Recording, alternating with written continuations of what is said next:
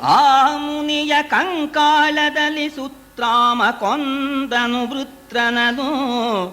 ಬಳಿಕ ಮಹಾದಾನವರ ರಕ್ಕಸ ಕೋಟಿ ಜಲಧಿಯಲಿ ಭೀಮ ಬಲರಡಗಿದರು ಬಂದಿ ಭೂಮಿಯಲ್ಲಿ. ವಸಿಷ್ಠನಾಶ್ರಮದ ಮುನೀಂದ್ರ ರತೀಂದ್ರರವರು ಸಹಸ್ರ ಸಂಖ್ಯೆಯಲ್ಲಿ. ವಜ್ರಾಯುಧ ತಯಾರಾಯಿತು, ವೃತ್ರಾಸುರ ನಾಶವಾಯಿತು. ಆಗ ವೃತ್ರನ ಕಡೆಯವರು ಆ ಕೋಟಿ ಕೋಟಿ ದಾನವರು ಕಲೈರು ಅಂತ ಹೆಸರು, ಅವರು ನೋಡಿದ್ರು ಎಲ್ಲ ಈ ರೀತಿ ಮಾಡ್ತಾರೆ, ಈ ದೇವತೆಗಳಿಗೆ ಮಟ್ಟ ಹಾಕಿಬಿಡ್ಬೇಕು ಅಂತ ಅವರೇನು ಮಾಡಿದ್ರು, ಸಮುದ್ರದಲ್ಲಿ ಅಡ್ಕೊಂಡ್ಬಿಡೋದು ಹಗಲೆಲ್ಲ. ಸಾಯಂಕಾಲ ರಾತ್ರಿ ಆಡ್ಕೊಳ್ಳೇನೆ ಹೊರಟ್ಬಿಟ್ರು. ಹೊರಟುಬಿಟ್ಟು ಎಲ್ಲ ತಿರುಗೋದು. ನೀವು ಇವತ್ತು ಎಷ್ಟು ತಿಂದೆ? ನಾನು ಇವತ್ತು ವಸಿಷ್ಠ ಆಶ್ರಮದಲ್ಲಿ 5 ಜನ ಋಷಿಗಳಿಂದ ಫಲಾರ ಮಾಡಿದೆ ಅಂತ ಒಬ್ಬನು. ನಾನು ಇಂಥ ಋಷಿಗಳ ಆಶ್ರಮದಲ್ಲಿ 10 ಋಷಿಗಳು ತಿಂದ್ಬಿಟ್ಟೆ ಅಂತ ಇವ್ರದ್ದು ಪ್ರತಾಪ. ಹಗಲು ಬರೋ ಹೊತ್ತಿಗೆ ಅವ್ರು ಯಾರೂ ಇಲ್ಲ, ಅಡ್ಕೊಂಡ್ಬಿಡ್ತಾರೆ. ರಾತ್ರಿ ಬರೋದು ತಿನ್ನೋದು. ಹೀಗೇನೆ ಋಷಿಗಳ ಆಶ್ರಮದಲ್ಲಿ ಮಹಾ ಋಷಿಗಳು, ಕುಲಪತಿಗಳು, ಅವರ ಆಶ್ರಮಗಳಲ್ಲಿ ಋಷಿಗಳೆಲ್ಲ ನಾಶವಾಗ್ತಾ ಇದ್ದಾರೆ. ಚ್ಯವನನಾಶ್ರಮದೊಳಗೆ 3 ತಿವಿದು ಭಾರದ್ವಾಜನಾಶ್ರಮದವರ ಮುದಿನೆಪ್ಪತ್ತನುಂಗಿದರು ಏನನು ಸುರುವೆನು. ಭಾರದ್ವಾಜ ಆಶ್ರಮದಲ್ಲಿ 70, ಈ ಚವನರ ಆಶ್ರಮದಲ್ಲಿ 30, ಇನ್ನೊಂದು ಆಶ್ರಮದಲ್ಲಿ 50 ಸಿಕ್ಕಿದಷ್ಟು ಸಹಸ್ರ ಸಂಖ್ಯೆಯಲ್ಲಿ ತಿಂದು ತಿಂದು ತೆಗೆದ್ಬಿಟ್ರು. ಸಿಗೋ ಹಾಗಿಲ್ಲ ಅವರು.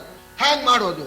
ಆಗ ಬ್ರಹ್ಮನ ಹತ್ರ ಹೋದ್ರು ದೇವತೆ. ಆ ಬ್ರಹ್ಮ ಇಷ್ಟೆಯಿಂದ, ನೋಡಪ್ಪ, ಅವರ ನಾಶ ಆಗ್ಬೇಕಾದ್ರೆ ಸಮುದ್ರ ಹೋಗ್ಬೇಕು. ಅವರು ಸಮುದ್ರದಲ್ಲಿ ಅಡ್ಕೊಂಡ್ಬಿಡ್ತಾರೆ. ಸಮುದ್ರ ಬತ್ತಿದ್ರೆ ಅವಾಗ ಅವರು ಸಿಗಾಕೊಂಡ್ಬಿಡ್ತಾರೆ. ಸಮುದ್ರ ಹೋಗ್ಬೇಕು ಅಂದ್ರು. ಸಮುದ್ರ ಹೋಗೋದು ಹೇಗೆ? ಎಲ್ಲ ನೀರು ಅಲ್ಲೋಗಿ ಸೇರ್ಕೊಂಡ್ಬಿಟ್ಟಿದ್ದಿಲ್ಲ, ಅದು ಹೋಗೋದು ಹೇಗೆ ಅಂದಾಗ ಆಗ ಸಮುದ್ರವನ್ನ ಈ ಕುಡಿಯೋದ್ರಲ್ಲಿ ಅಗಸ್ತ್ಯರು ಸಮರ್ಥರು ಅಂತ ಹೇಳಿ ಹೋಗಿ ಬೇಡ್ಕೊಳ್ಳಿ ಅನ್ನೋಣ. ಆಗ ಸಮಸ್ತ ದೇವತೆಗಳು, ಇಂದ್ರಾದಿ ದೇವತೆಗಳು ಬಂದು ದಿವಿಜರಿತ್ತನು ಅಗಸ್ತ್ಯನನು ಪರುಠವಿಸಿದರು. ಸಾಗರವನ ಮುನಿ ಹವಣಿಸಿದ ಜಠರದಲ್ಲಿ ಆ ಮುನಿ ಸಾಗರವನು ಹವಣಿಸಿದ ಜಠರದಲ್ಲಿ ಕೊಂದರು ಸುರರು ದಾನವರ. ಮಹಾನುಭಾವರು ಅಗಸ್ತ್ಯರು, ನಿಮ್ಗೆಲ್ಲ ಒಳ್ಳೇದಾಗತ್ತೋ ಆಗ್ಲಿ ಅಂದ್ರು. ತಗೊಂಡ್ಬಿಟ್ರು. ಕೈಯಲ್ಲಿ ಆಚಮನ ಮಾಡೋ ಹಾಗೇನೆ ತಗೊಂಡ್ಬಿಟ್ಟು ಸಮುದ್ರವನ್ನು ಕುಡಿದು ಬಿಟ್ರು. ಸಮುದ್ರದಲ್ಲಿ ನೀರಿಲ್ಲ, ಎಲ್ಲ ಸಿಗ್ಬಿದ್ಬಿಟ್ರು. ಹೊಡೆಯೋ ಈಗ ಎಲ್ಲ ಅಡ್ಕೊಳ್ತಾರೆ ಪಾಪ. ಎಲ್ಲ ಕೋಟಿ ಕೋಟಿ ದಾನವರ ನಾಶವೆಲ್ಲ ಆಯ್ತು. ಈ ರೀತಿ ಸರಿ, ದಾನವರ ನಾಶವೇನೋ ಆಯ್ತು. ಈಗ ಸಮುದ್ರ ಇದ್ರೆ ಆ ಸಮುದ್ರದ ನೀರು, ಆ ಭಗವಂತ ಸೂರ್ಯನಾರಾಯಣ ಅದನ್ನ ತನ್ನ ಸಹಸ್ರ ಕಿರಣಗಳಿಂದ ಆ ನೀರನ್ನು ಆಕರ್ಷಣೆ ಮಾಡಿಕೊಂಡು ಮೋಡ ಮಾಡಿ, ಆ ಮೋಡದಿಂದ ಮಳೆ, ಮಳೆಯಿಂದ ಸುವೃಷ್ಟಿಯಿಂದ ಸುಭಿಕ್ಷ, ಅದರಿಂದ ಭೂಲೋಕಕ್ಕೆ ಅನುಕೂಲ. ಇವರು ಆ ಸುವೃಷ್ಟಿಯ ಫಲವಾಗಿ ಯಜ್ಞ ಮಾಡಿ ಅವರಿಗೆ ಅನುಕೂಲ. ಇದು ಈಗ ತಪ್ಪೋಗ್ಬಿಡ್ತಲ್ಲ, ಈಗ ಇನ್ನೇನು ಗತಿ ಅಂತ. ಸಮುದ್ರ ಭರ್ತಿ ಆಗ್ಬೇಕಲ್ಲ, ಏನು ಮಾಡೋದು, ಎಲ್ಲಿಂದ ನೀರು ತರೋದು, ಅದಕ್ಕೊಂದು ಕಥೆ. ನಗರ ಸುತ ಚರಿತವನು ಕಪಿಲನ ದೃಗುಶಿಖೆಯಲುರಿದುದನು. ಬಳಿಕವರಿಗೆ ಭಗೀರಥ ನಿಲುಕಿದ ಅಮರ ನದಿ ಕಥಾಂತರವ. ಕಥೆನ ಈ ವರ್ಕವಿಗಳಿಗೆ ಹಾಕಿ ಸಾಧ್ಯ, ನಮಗಾಗೋದೇ ಇಲ್ಲ. ಹೇಳಬೇಕು ಅಂದ್ರೆ ಈಗಲೂ ಕೂಡ ಕೆಲವರು ಉಪನ್ಯಾಸಕರು ಇರ್ತಾರೆ, ವಿಷಯನ 1 ಗಂಟೆಯಲ್ಲಿ ಹೇಳುವಂದ್ರೆ 1 ಗಂಟೆಯಲ್ಲಿ ಸರಿ ಕರೆಕ್ಟಾಗಿ ಮುಗಿಸ್ತಾರೆ. 10 ಗಂಟೆ ಹೇಳುವಂದ್ರೆ 10 ಗಂಟೆ ಹೇಳ್ತಾರೆ. ಆ ವಿಷಯ ಬಿಡದೆ ಹೇಳ್ತಾರೆ. ಅದೊಂದು ಶಕ್ತಿ. ಈ ಕುಮಾರವ್ಯಾಸನ ನೋಡಿ ಅರ್ಧ ಪದ್ಯದಲ್ಲಿ ಮುಗಿಸ್ಬಿಟ್ಟ. ಸರಿ, ಇದೇ ಸಂದರ್ಭಕ್ಕೆ ಸಮುದ್ರ ಭರ್ತಿ ಆಗ್ಬೇಕು. ಅಲ್ಲೇನಾಯ್ತು, ಸಗರ ಮಹಾರಾಜ ಅವನು 100 ಅಶ್ವಮೇಧ ಮಾಡ್ಬೇಕು ಅಂತ ಅವನು ಕೂತ್ಕೊಂಡ.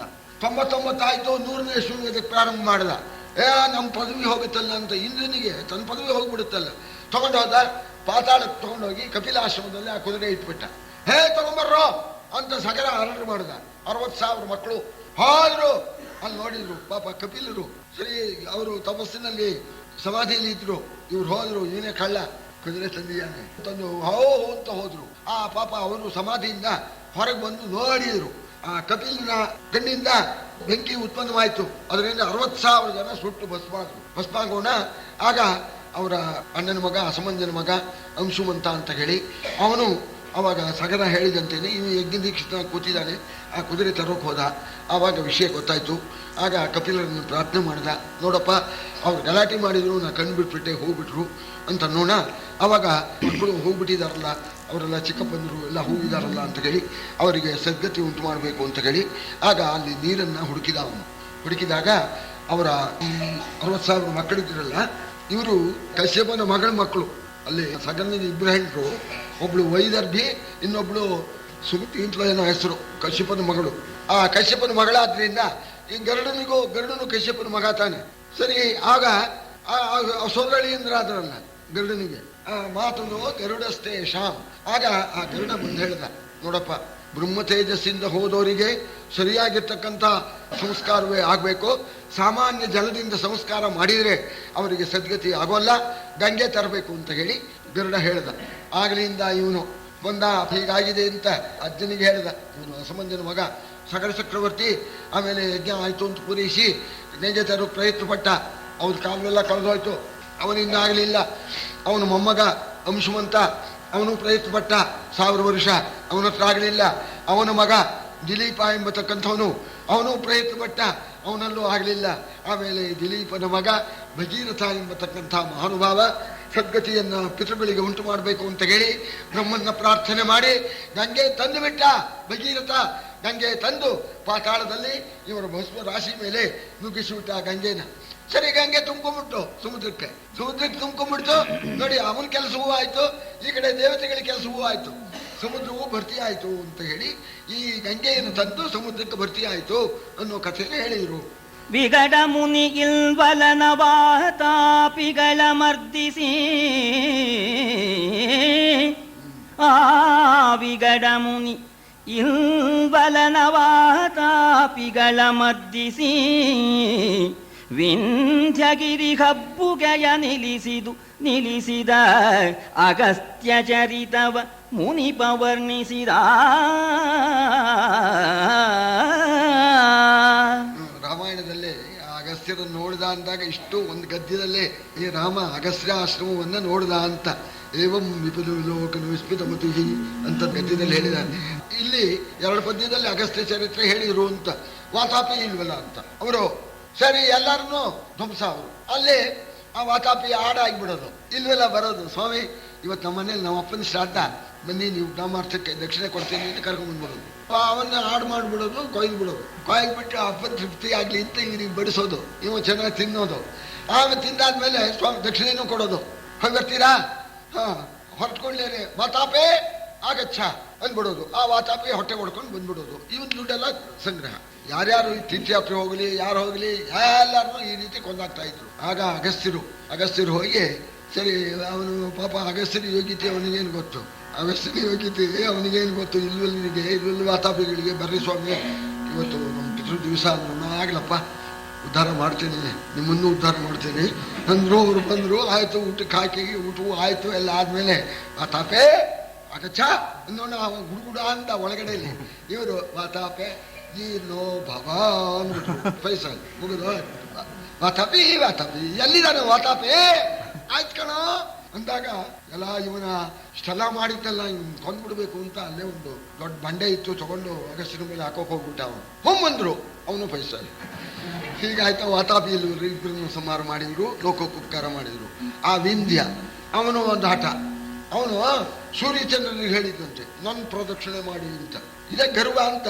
ಅವನು ಬಹಳ ಉನ್ನತವಾದ ಪರ್ವತವೇ ವಿಂಧ್ಯ ಪರ್ವತ. ಈ 7 ಮಹಾಪರ್ವತಗಳಲ್ಲಿ ವಿಂಧ್ಯಾನು ಒಂದು ಹೇಳಿದ್ದಾರೆ.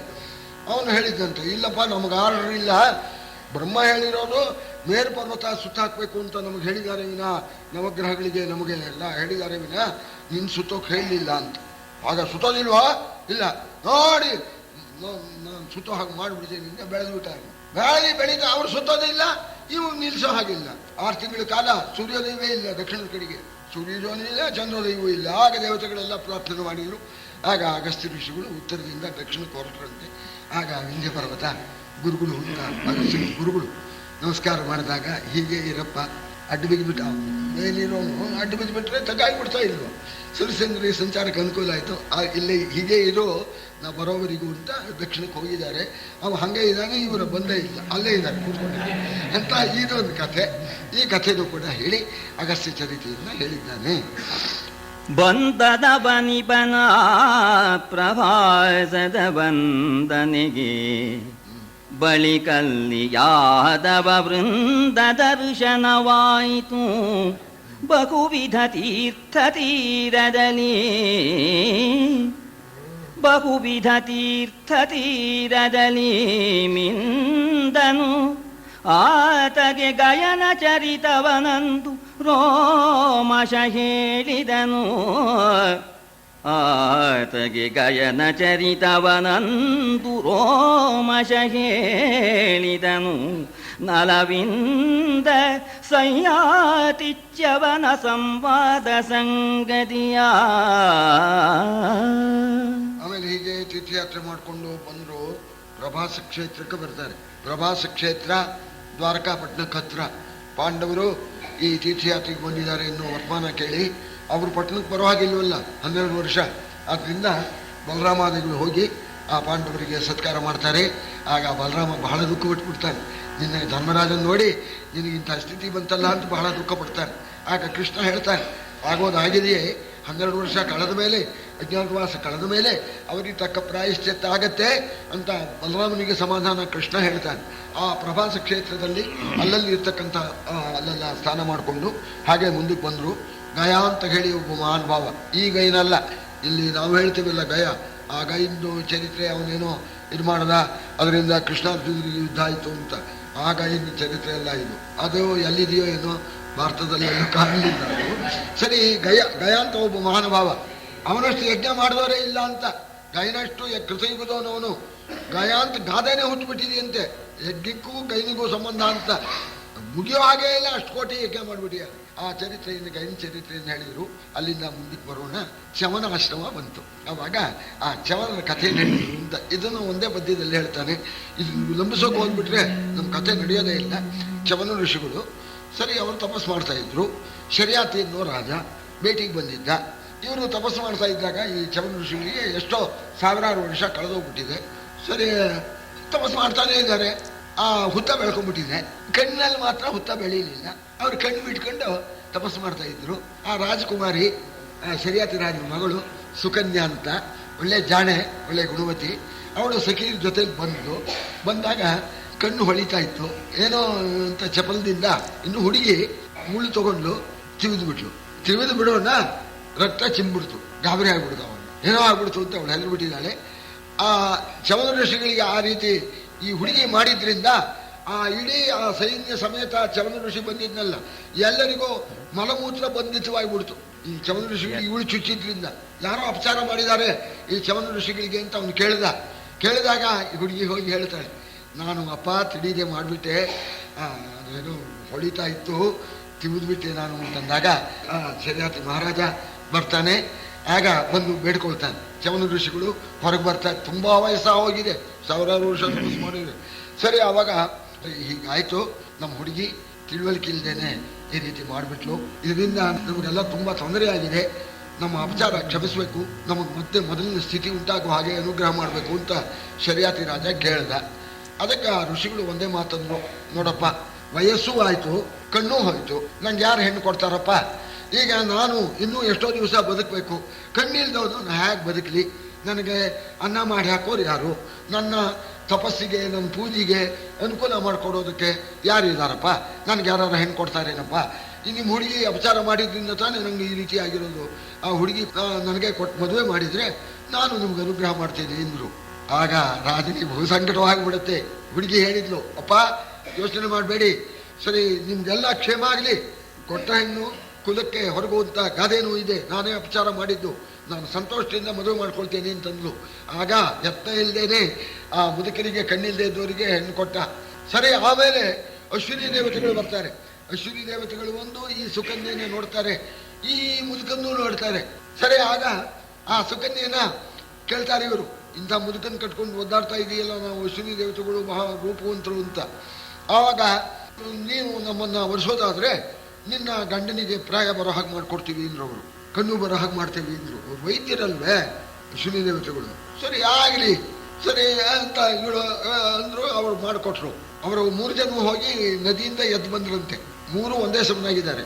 ಆಗ ಇವಳಂದು ನಾ ಸಾಧ್ವಿಯಾಗಿದ್ದರೆ ಅಶ್ವಿನಿ ದೇವತೆಗಳು ಬೇರೆ, ನೀವು ಬೇರೆ ಆಗಿ ನನ್ನ ಗಂಡನ ತೋರಿಸ್ಕೊಡಿ ಅಂತ. ಆಗ ಆ ಪಾತಿವ್ರತ್ಯಕ್ಕೆ ಮೆಚ್ಚಿಬಿಟ್ಟು ಗಂಡನ ಮುದಿತನ ಮುಪ್ಪನ್ನು ಕಳೆದು ಕಣ್ಣು ಕೊಟ್ಟು ಹೋದರು ಅಶ್ವಿನಿ ದೇವತೆಗಳು. ಆದರೆ ಸ್ವಾರ್ಥ ಇರುತ್ತಲ್ಲ, ಈ ಉಪಕಾರ ಮಾಡಿದ್ದಕ್ಕೆ ತಮ್ಮ ಪ್ರಯೋಜನ ಆಗಬೇಕಲ್ಲ. ಅದುವರೆಗೆ ವೈದ್ಯರು ಅಂತ ಅವ್ರನ್ನ ದೇವತೆಗಳು ತಮ್ಮ ಪಂಕ್ತಿಗೆ ಸೇರಿಸ್ತಾ ಇರಲಿಲ್ಲ. ದೇವಲೋಕದಲ್ಲೇ ವಾಸ, ಅವರಿಂದಲೇ ಎಲ್ಲರಿಗೂ ಔಷಧಿ ಎಲ್ಲ ಸಪ್ಲೈ ಆಗಬೇಕು. ಆದರೂ ವೈದ್ಯವಂತಿ ನಮ್ಮ ಅಂತಸ್ತಿಗೆ ಕಮ್ಮಿ ಅಂತ ಹೊರಗೆ ಹಾಕಿಬಿಟ್ಟಿದ್ರು. ಯಜ್ಞದಲ್ಲಿ ಭಾಗ ಇರಲಿಲ್ಲ. ಈ ಅಶ್ವಿನಿ ದೇವತೆಗಳು ಇಷ್ಟೇ ಅಂದರು, ಸ್ವಾಮಿ ನಿಮಗೆ ದಿವ್ಯ ರೂಪ, ದಿವ್ಯವಾಗಿ ದೃಷ್ಟಿ ಎಲ್ಲ ಕೊಡ್ತೇವೆ ನಾವು, ನಮಗೆ ಹವಿರ್ಭಾಗ ಯಜ್ಞದಲ್ಲಿ ಬರೋ ಹಾಗೆ ನೀವು ಏರ್ಪಾಟ್ ಮಾಡಬೇಕು, ಮಾಡಿಕೊಡ್ತೇನೆ ಅಂದರು. ಸರಿ, ಈ ಕಂಡೀಷನ್ ಮೇಲೆ ಅವರಿಗೆ ಮನ್ಮಥನಾಗಿ ರೂಪ ಕಣ್ಣು ಕೊಟ್ಟರು. ಆಮೇಲೆ ಇವರು ಸರಿ ಭಾಗ ಕೊಡಿಸ್ಬೇಕಲ್ಲ. ಆಗ ಅಷ್ಟೊತ್ತಿಗೆ ಏನಾಗಿದೆ, ಇವ್ ಬಂದ ಈ ಶರಿಯಾತಿ ಮಹಾರಾಜ. ಮಗಳು ಕೊಟ್ಬಿಟ್ಟೆ, ಏನಾಗಿದೆಯೋ ಪಾಪ ಮುದುಕನ್ ಕಟ್ಕೊಂಡು ಬದುಕಿದಾಳೋ ಇಲ್ವೋ ಅಂತ ಇಲ್ಲಿ ಬಂದು ನೋಡಿದ್ರೆ ಒಳ್ಳೆ ಅಳಿಯ. ಹಾಗೆ ಸಿಟ್ಟು ಬಂದ್ಬಿಡ್ತು, ಓ ನಮ್ಮ ವಂಶಕ್ಕೇನೆ ಕಳಂಕ ತಂದ್ಬಿಟ್ಟೆ ನೀನು ಅಂತ. ಇಲ್ಲ ಅಪ್ಪ, ಅವರೇ ನೋಡ ಅಂತ. ಹೌದು, ಆಗ ಬಹಳ ಸಂತೋಷ ಆಯ್ತು. ಅಳಿಯ ಮತ್ತೆ ಹಾಗಿದಾನಲ್ಲ ಅಂತ ಸಂತೋಷ ಆಯ್ತು. ಆಗ ಇವ್ರು ಹೇಳಿದರು, ಈ ರೀತಿ ಅಶ್ವಿನಿ ದೇವತೆಗಳು ನನಗೆ ಪ್ರಾಯ ಕೊಟ್ಟಿದ್ದಾರೆ, ಈಗ ಅವರಿಗೆ ಹರಿಭಾಗ ಕೊಡಿಸ್ಬೇಕು, ಅದಕ್ಕೆ ನೀ ಯಜ್ಞ ಮಾಡು, ನಾನೇನೆ ಧ್ವನಿವಾಗಿ ಬರ್ತೀನಿ ಅಂದರು. ಶರಿಯಾತಿ ಮಹಾರಾಜ ಯಜ್ಞಕ್ಕೆ ಕೂತ್ಕೊಂಡ. ಆವಾಗ ಇವರು ಬಂದರು, ಅಶ್ವಿನಿ ದೇವತೆಗಳಿಗೆ ಭಾಗ ಅಲ್ಲಿ ಕೊಡಬೇಕು ಅಂತ ಅಲ್ಲಿ ನಿಬಂಧನೆ ಮಾಡಿದರು. ಶ್ರವಣ ಮುನಿಯ ವಿವಾಹವನು ರೂಪವನು ಮುನಿಗಶ್ವಿನಿಗಳಿತ್ತುದನು, ಅವರಿಗ ಮುನಿ ಮಖ ವಿದ್ಭಾಗ ಪ್ರಸಂಗದಿಯ ಅವರಿಗಿಂದ್ರನ ಮತ್ಸರವ ದಾನವನ ನಿರ್ಮಾಣವನು ಹೇಳಿದನು. ಬಳಿಕಿನೊಳು ಅವನಿಪಗೆ ಮಾಂಧಾತ ಚರಿತವನೊರೆದನ ಮುನಿಬಾ. ಆಗ ಸರಿ, ಅವರಿಗೆ ಭಾಗ ಕೊಡಬೇಕು ಅಂತ ಮೊದಲು ಇಂಥವರಿಗೆ ಭಾಗ ಕೊಡಬೇಕು ಅಂತ ಯಜ್ಞದಲ್ಲಿ ಮೊದಲೇ ಒಂದು ಮಂಡಲ ಮಾಡಿ ಇದು ಮಾಡ್ತಾರೆ. ಆಗ ಸರಿ ಅಶ್ವಿನಿ ದೇವತೆಗಳಿಗೆ ಭಾಗ ಕೊಡಬೇಕು ಅಂತಂದಾಗ ದೇವೇಂದ್ರ ಬಂದ. ಕೊಡ್ಕೊಡುದು ಅಂದ. ಕೊಡ್ತೇನೆ ಅಂದ್ರು ಇವರು. ಯಾಕೆ ಕೊಡ್ತೀರಿ? ಹೀಗೆ ಕೊಡ್ತೀನಿ ಅಂದ್ರು ಇವರು. ಆ ಕೂಡಲೇ ವಜ್ರಾಯುಧ ಎತ್ತಿದ. ಚಮನ ಋಷಿಗಳನ್ನ ಕತ್ತರಿಸ್ಬಿಡ್ತೇನೆ ಅಂತ ದೇವೇಂದ್ರ, ಅವಿರ್ಭಾಗ ಕೊಡ್ತೀರಿ ನೀವು ಅಂತ. ಇವರು ಸುಮ್ಮನಿದ್ರು. ಸ್ವ ಅಂತ ಒಂದು ಹೋಮ ಮಾಡಿದ್ರು. ಇಂದ್ರನಿಗೆ ಈ ವಜ್ರಾಯುಧ ಎತ್ತಿದ್ನಲ್ಲ ಹಾಗೇ ಇರಲಿ ಅಂದ್ರು. ಹಂಗೆ ನಿಂತ್ಬಿಟ್ಟಿದೆ, ಅಲ್ಲಾಡೋದೇ ಇಲ್ಲ. ಸ್ವಾಹ ಅಂದ್ರು. ಒಂದು ದೈತ್ಯ ಹುಟ್ಟಿದ. ತಿನ್ನು, ಹಾಗೆ ನಿಂತಿದ್ದ. ವಜ್ರಾಯುಧ ಏನು ಮಾಡೋದಿಲ್ಲ, ಹಿಂಗೆ ಹಂಗೆ ಇದೆ, ತಿನ್ನು ಅಂದ್ರು. ಅವಾಗ ಸ್ವಾಮಿ ಧಾರಾಳವಾಗಿ ಭಾಗ ಕೊಡಿ ಸ್ವಾಮಿ, ಸದ್ಯ ಆ ದೈತ್ಯನ ಕಾಟ ನಾವು ಸಹಿಸಲಾರೆ, ಇವನಿಗೆ ಕೈ ಅಲ್ಲಾಡೋ ಹಾಗೆ ಇಲ್ಲ, ನಿಲ್ಲು ಅಂತ ಅಂದ್ಬಿಟ್ಟಿದ್ದಾರೆ, ಹಂಗೆ ನಿಂತಿದ್ದಾರೆ. ಆಗ ಆ ವಿವಾದ, ಆ ದೈತ್ಯ ಹುಟ್ಟಿದ್ದು, ಆಮೇಲೆ ಚಮನ ಋಷಿಗಳು ಅನುಗ್ರಹ ಮಾಡಿದ್ದು. ಆ ದೈತ್ಯ ಹಂಗೆ ಅಗ್ನಿಯಲ್ಲಿ ಶಾಂತನಾಗ್ತಾನೆ. ಸರಿ, ಅವನಿಗೆ ಯಜ್ಞದಲ್ಲಿ ಭಾಗ ಉಂಟಾಗುವ ಹಾಗೆ ಏರ್ಪಾಟ್ ಮಾಡಿದ್ದಾರೆ. ಈ ಕಥೆನ, ಚಮನ ಋಷಿಗಳ ಕಥೆಯನ್ನು ಆ ಶರ್ಯಾತಿ ರಾಜ ಸುಕನ್ಯೆ ಚರಿತ್ರೆಯನ್ನು ಹೇಳಿದ್ದಾನೆ. ಅದಕ್ಕೇನೆ ಈಗಲೂ ಕೂಡ ಈ ಮಾನೀಯರು ಅಂತ ಊಟ ಆದಮೇಲೆ ಶರ್ಯಾತಿಂಚ ಸುಕನ್ಯಾಂಚ ಚವನಂಚ ಇಂದ್ರಮಶ್ವಿನೌ ಭೋಜನಾಂತೆ ಸ್ಮರೇ ನಿತ್ಯಂ ನೇತ್ರೇ ಅಂಗುಷ್ಟಾಂಬು ನಿಕ್ಷಿಪೆ. ಹೀಗೆಲ್ಲ ಮಾಡ್ತಾರೆ. ಈ ಊಟ ಆದ ಕೂಡಲೇ ಜೀರ್ಣವೂ ಆಗತ್ತೆ ಚೆನ್ನಾಗಿ, ಅದು ಆಗತ್ತೆ, ಕಣ್ಣಿನ ರೋಗ ಬರೋದಿಲ್ವಂತೆ. ಶರ್ಯಾತಿ, ಸುಕನ್ಯಾ, ಶವನ, ಇಂದ್ರ, ಅಶ್ವಿನಿ ದೇವತೆಗಳು ಇವರನ್ನು ಸ್ಮರಣೆ ಮಾಡೋದು. ಸ್ಮರಣೆ ಮಾಡಿ ಅಂಗುಷ್ಟದ ನೀರಿನಿಂದ ಎರಡು ಕಣ್ಣನ್ನು ಕೂಡ ನಾವು ಆರ್ದ್ರ ಮಾಡಿಬಿಟ್ರೆ, ಅಂಗುಷ್ಟದ ನೀರಿನಿಂದ ನೆನೆಸಿಬಿಟ್ರೆ ಅವರಿಗೆ ರೋಗ ಬರೋಲ್ಲ. ಸರಿ, ಇಂಥ ಚರಿತ್ರೆಯನ್ನು ತಿಳಿಸಿದ್ದಾರೆ.